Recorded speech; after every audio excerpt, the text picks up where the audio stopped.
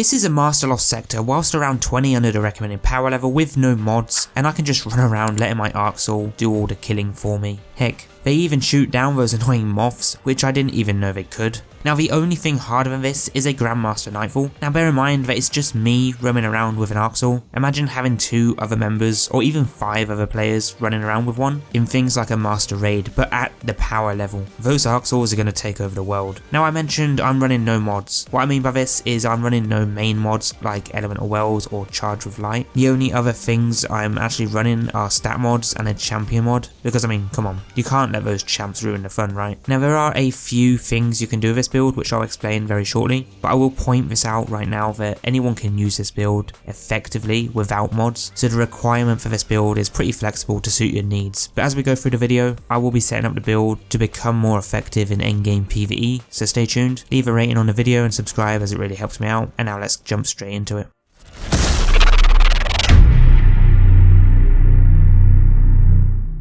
Now, like always, if you watch these videos regularly, you'll know that I'm about to mention that the full playlist of new and updated builds are linked down below, where you can find all the best and latest builds Destiny 2 has to offer right now, currently for Season of the Seraph. So if this build doesn't work out for you, I'm pretty sure one of the builds in that playlist will, so be sure to take a look. But with this one today, you will be running around with infinite Arc Souls, infinite healing rifts and grenades, and overall you're going to be melting everything with those Arc Souls as an extra source of both ad clearing and DPS, because honestly they're pretty good. Now Arc Warlocks did have a buff this season, with Arc Souls being affected, which meant they got a damage buff from 35 to 60, and this thing is no joke. These Arc Souls on just one person alone is enough to help you ad clear an endgame PvE whilst underpowered. So imagine what these can do with a full fire team while overpowered in endgame PvE. Now before we go through the optimal setup, there is one thing I want to point out. So there is a fragment that you can use which I decided not to include in the build, which is called Spark of Beacons, where while being amplified, your Arc Special Weapon Final Blows create a blinding explosion. This is good since we're always going to be amplified, so it's a matter of just using something like a Forbearance GL and killing an ad to blind everything around it. But in most cases, even in high level PvE content, it's just not worth running, simply because you need that final blow first, which means you'd ideally want ads to be around tougher ads to blind that tougher ad. But with all the messing around to achieve that, you're just better off running a GL with blinding nades to blind them with just one shot. So I don't think it's worth it in most cases, but it's not a bad fragment to use, just difficult to use, which is why I've not included it, but I will mention it though. So with this build, the way you'll use it is first consume your grenade. This will bring out your Arc Soul, which ain't messing around, it's going to start killing ads for you. This is going to generate Ionic Traces, which will give you ability energy, and you'll get your Arc Soul back in around 10 to 15 seconds.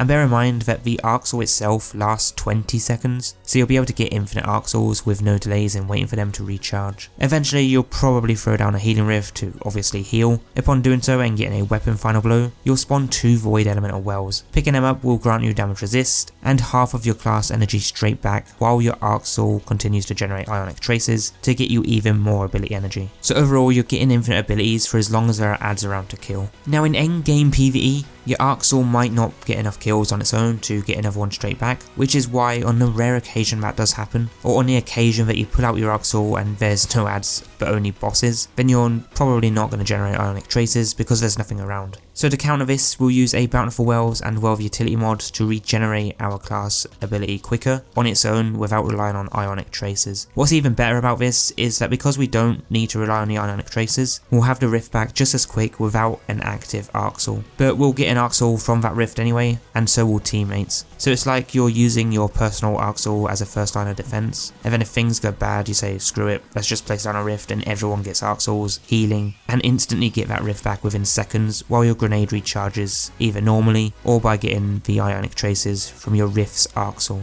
You could use firepower to get grenades back quicker, but I don't really think it's worth it honestly.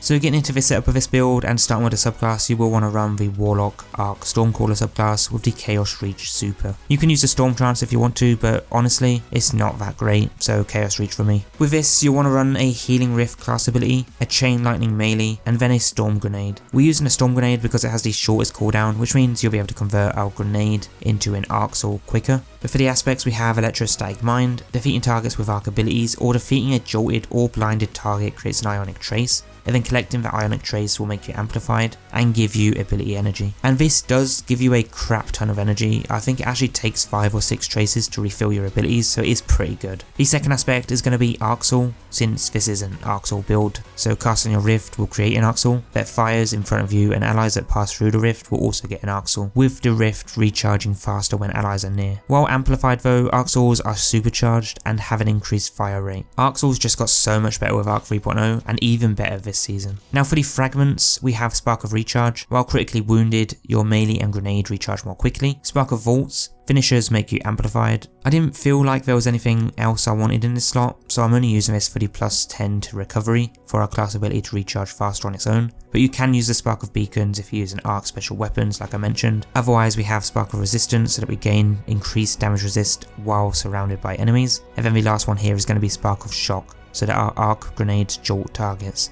Now the exotic we're using with this build today is going to be the Getaway Artist, but alternatives to use are going to be Eye of Another World, you want this for the faster abilities, a Crown of Tempests, same again, a Vesper of Radius, and then a Sanguine Alchemy for longer rifts or infinite rifts. Now personally I'd use the Getaway Artist if you have it, because these are just too good not to use. Holding your grenade will convert a grenade into an Arc Soul that lasts 20 seconds and instantly makes you amplified, which is just insane. So I strongly recommend having these on with this build, but again you can use any of the exotics I've mentioned as an alternative. For the mods, starting with a helmet and going down, but before I do, just remember that you don't need to have any mods, so if you are missing mods, then it's completely fine. You don't need them with this build, but it will make the build a lot better than it already is. So first up we have a Bountiful Wells. This will give us more wells when we spawn them initially. Then we have an Harmonic Siphon mod to generate orbs with arc weapons, and our ammo finder for a heavy weapon. In the arms, we are using a Well of Utility so that we get extra class ability energy when picking up Void Wells,